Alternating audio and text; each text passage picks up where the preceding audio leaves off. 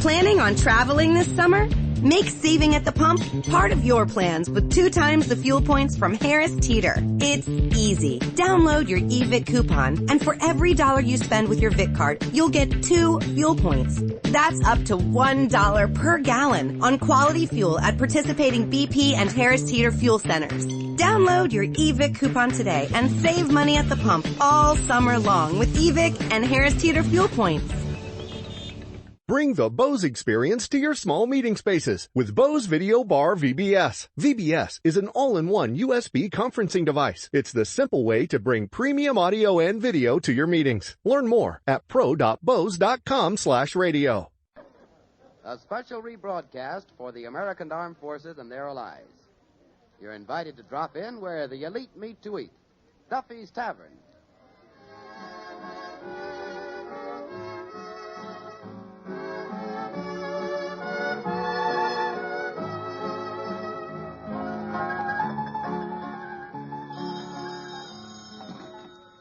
Hello, Duffy's Tavern, where the elite meet to eat. Archie the Menjou speaking. Duffy ain't here. Oh, hello, Duffy.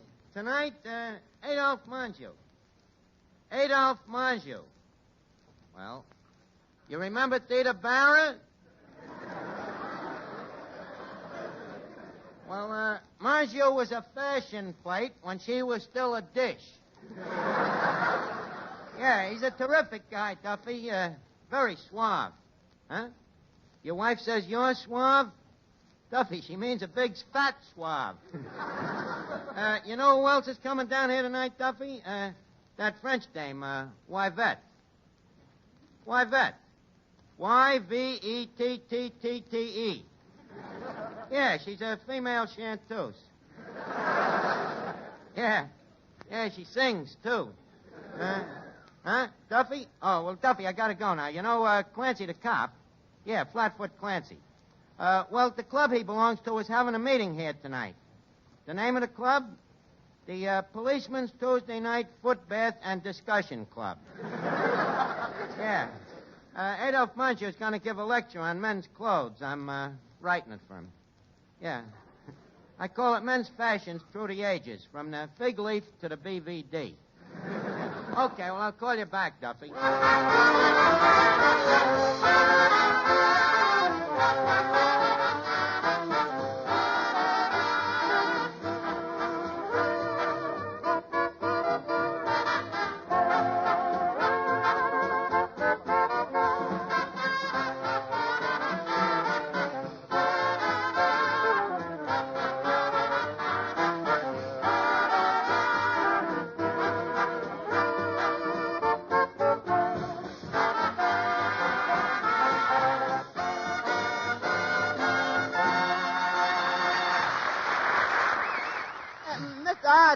Don't bother me, Eddie. I gotta finish writing this lecture now.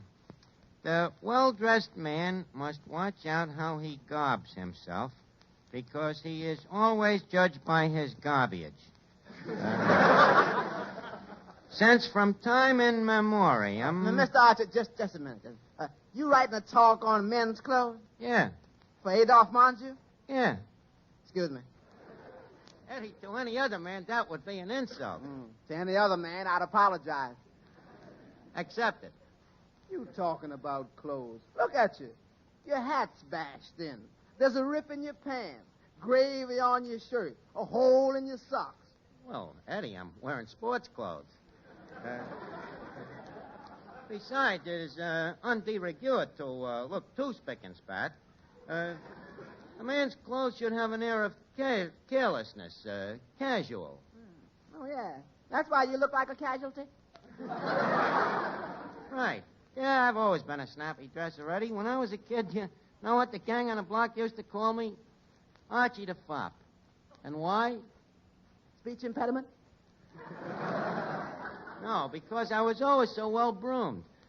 Always first with the new styles.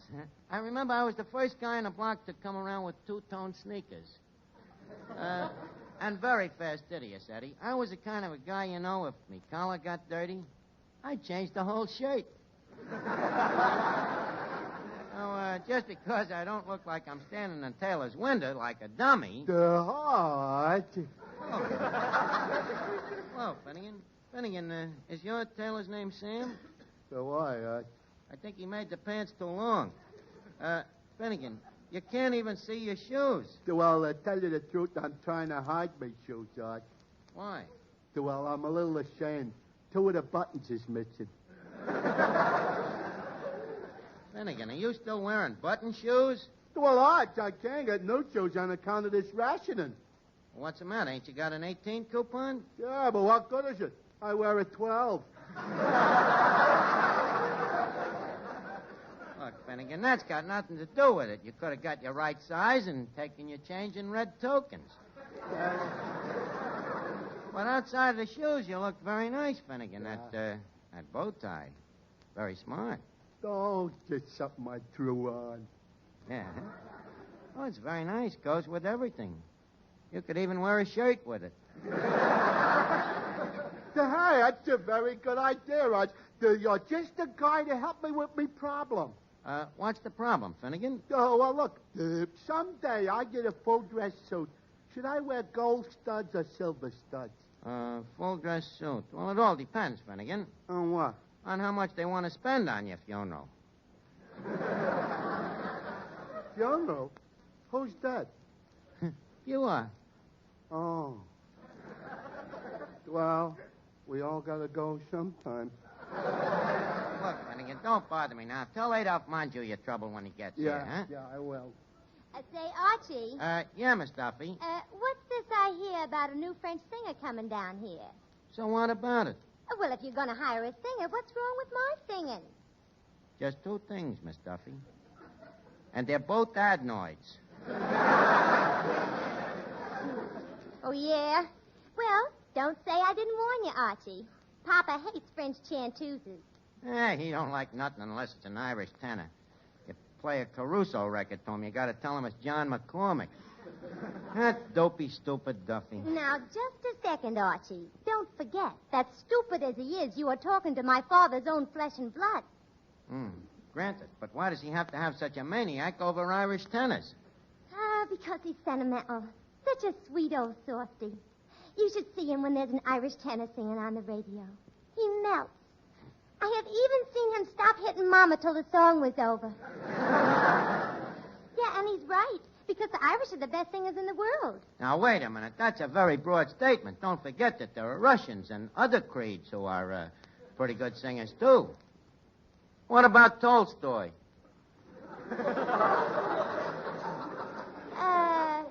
Well, yes, Tolstoy. But that's only one case. What about Gallikurchi?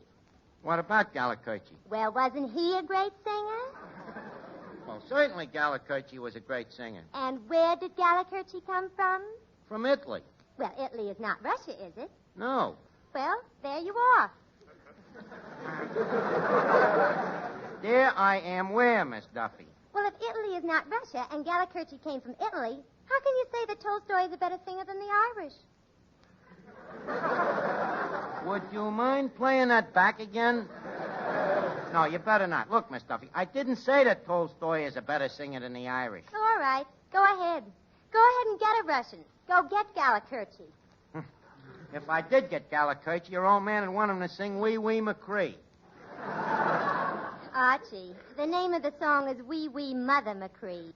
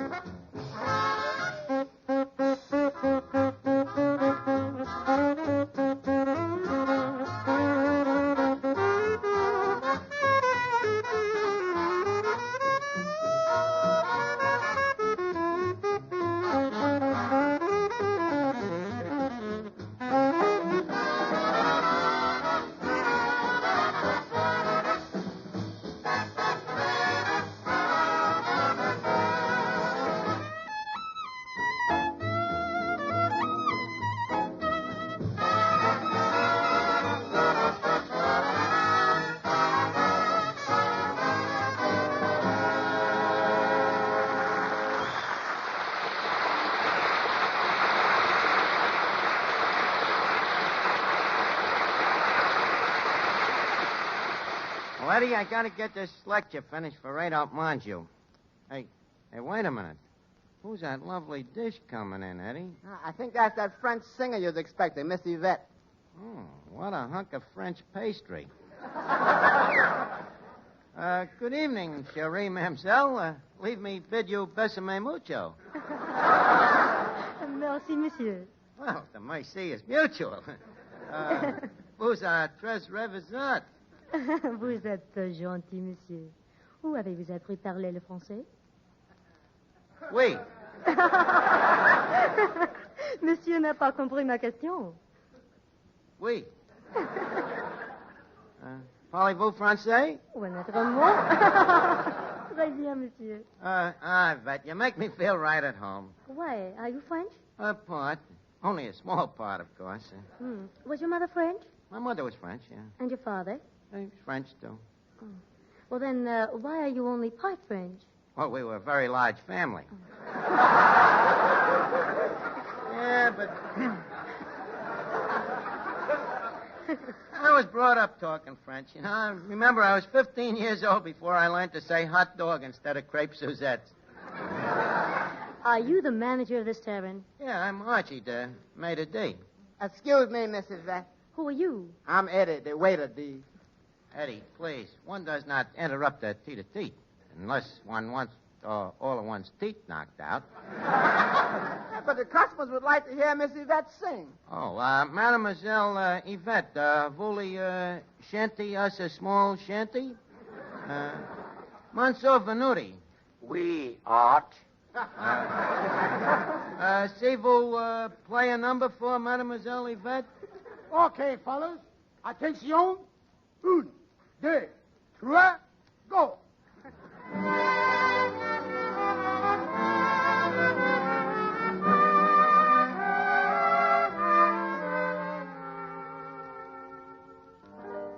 Cathedral bells were tolling, and our hearts sang on. Was it the spell of Paris, or the London dawn?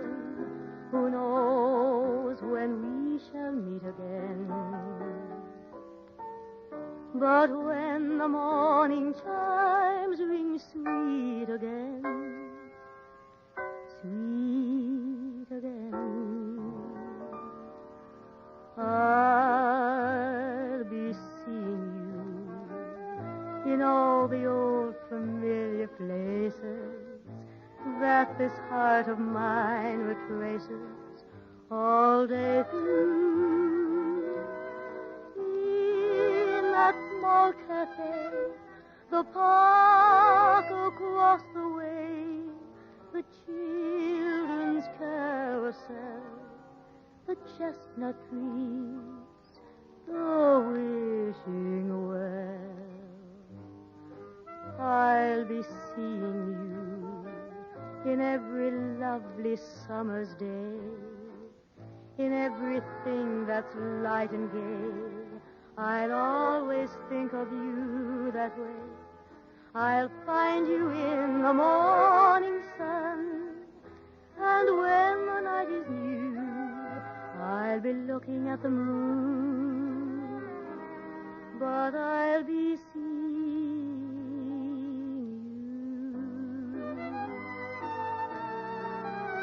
in every lovely summer's day, in everything that's light and gay. I'll always think of you that way. I'll find you in the morning sun, and when the night is new,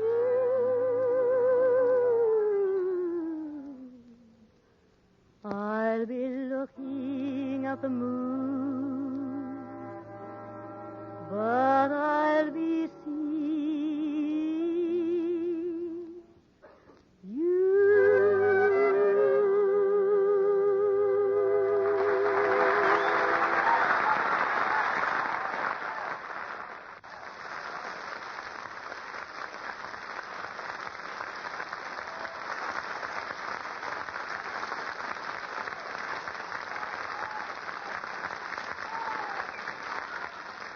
That was great, Yvette. know, we ought to have a dame like that singing the joint regulator. You know, she could have cracked the French crowd. Yeah, she's already doing it. Here comes Mr. Adolph Menjou now. Well, Adolph.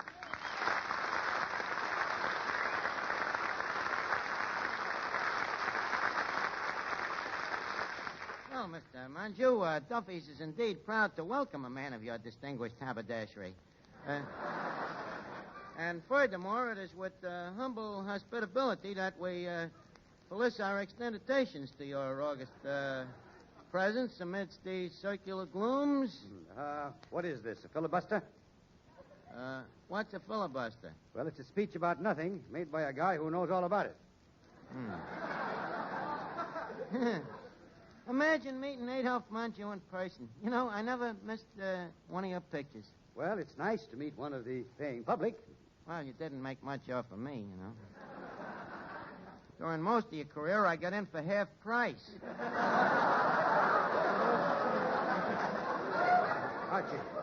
Archie, please. Never remind an actor of his age. It's tough enough to face the fact that I'm nearing 39. 39. What is this, your second time around? Can I ask him that question Oh, now? yeah, Mr. Menjou, this is Clifton Finnegan. He has a problem. I'll say he has. Well, Mr. Menjou, here is my problem. When I get my full dress suit, should I wear gold studs or silver studs? Well, that varies according to the taste of the undertaker. Undertaker, that's just what Archie said. Mr. Menjou, this full dress suit is going to be for me wedding. A wedding? Yeah. Well, is it an afternoon or an evening affair? Oh, I expect it to last longer than that.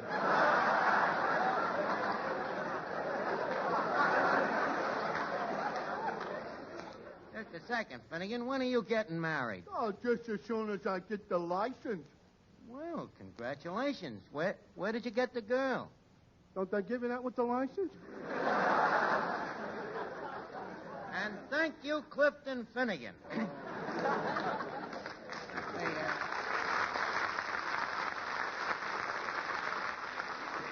Say, Dolph, talking about clothes, that's a nice-looking suit you got on there. Buy it new? No, I had it made. Yeah, you have to have them made. I don't. I just walk into a store, put on a 38 suit, have the sleeves lengthen the pants, take in the waist, pad the shoulders, reset the buttons, and walk right out with a suit. A perfect 38. Well, I have to have mine made. I guess I'm just a misfit. Yeah, I guess you are then, huh? Well, the one you look, the one you got on there looks pretty good. How do you get that nice sharp crease in the pants? Well, I have a smooth mattress. Yeah. I use a damp cloth and a hot rock. What do you use for a damp cloth? That shirt you're wearing? Well, I was just waiting for you to notice this shirt. How do you like it? It's lovely. What color was it? I don't remember, but it's nice material. Beautiful material. Feel it. Mm-hmm. Broadcloth. Yeah. Yeah, but what's the difference? It's a man's style.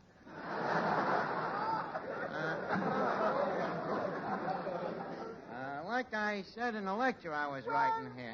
Well, if it ain't me old friend Archie. Well, Officer Clancy. Excuse me a minute, Dolph. I'll be right with you. Clancy, I ain't seen flat in a foot of you in weeks. Glad to see you. Well, it's lucky I am to be here. What do you mean? Well, this morning I was on duty, taking a little nap in the back room over at Grogan's, when a terrible thing happened. What happened? Grogan's kid sneaked me blackjack out of me pocket and hit me over the head with it. Well, gee, that could be serious, Clancy. It was. It broke every cigar in me hat. Well, I'm glad you're here. What about the rest of the cops in the club? Are they coming? Of course. How many? 16 of them just came in through the back entrance. What other way? 16. I thought there was going to be 19. Well, a few of the boys couldn't show up. You see, the commissioner has ordered a drive against bookies, and the boys are busy placing some last-minute bets. Oh. Well, Archie, when are you starting your lecture? Well, Say, Archie, I have to be running along now. But, Adolph, you can't go now. You can't get the lecture. Well, what lecture?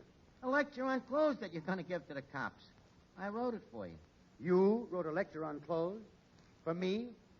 Look, Adolph, maybe I look like a bit of a slob now, but remember the old proverb, the hole in a man's pants is not the window to his soul.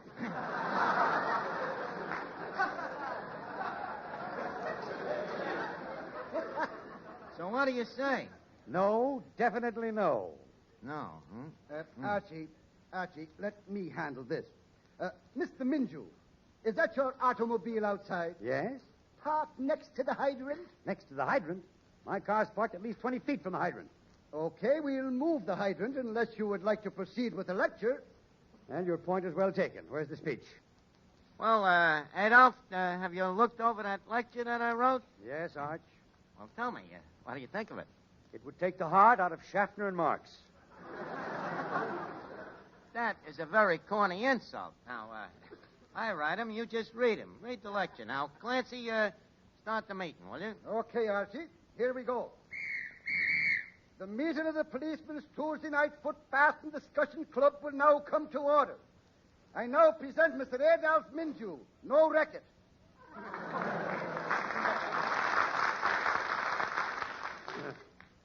Gentlemen, leave us begin our discourse appertaining to men's sartoriality.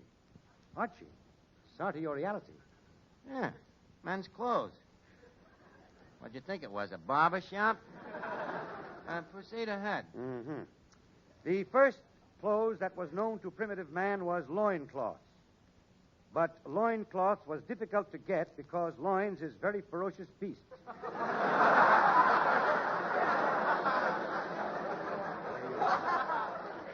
They do not stand still while you take off their cloths. So primitive man was dressed very naked until the invention of the sheep. The skin of the sheep is very valuable. From the outside we get wool, and from the inside we get diplomas. Archie, this is abominable. Yeah, but you ain't come to the best part. Continue. Well, the greatest step in clothing was the invention of the cotton gin machine, a machine for removing the gin from cotton. Well, previously, on account of the cotton being full of this gin, it was good for nothing. But after Eli Whitney's invention, cotton became the equal of wool, which never touched the stuff. Archie, where do you get your facts? Research. I dreamed them up. Go ahead. And now we come to Chapter 2, proper dress for policemen. Foot patrolmen should have their shoes stretched so they are large and comfortable. Mounted patrolmen will require other adjustments. Stop it, Menjou. You're a bum. What's the matter, Clancy, you bum? Why, the man that wrote that lecture should be thrown in jail. Who is the culprit? Wait a minute. Not a word, Adolph. Let's stick together. Neither one of us wrote it, Clancy. It was wrote by an expert. Who's the expert? Let me at him. Well, we ain't sure, Clancy, but I think I know how I can find out. I would like to ask the assembled crowd here one interesting question. When wearing a full-dress suit, does one wear gold studs or silver studs? At the times on the tasty or on the tasty. Here's your man, Clancy. Take him away. Do nothing.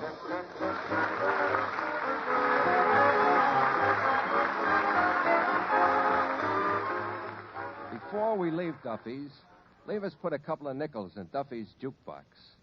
The plant is spinning. The needle comes down. It's music.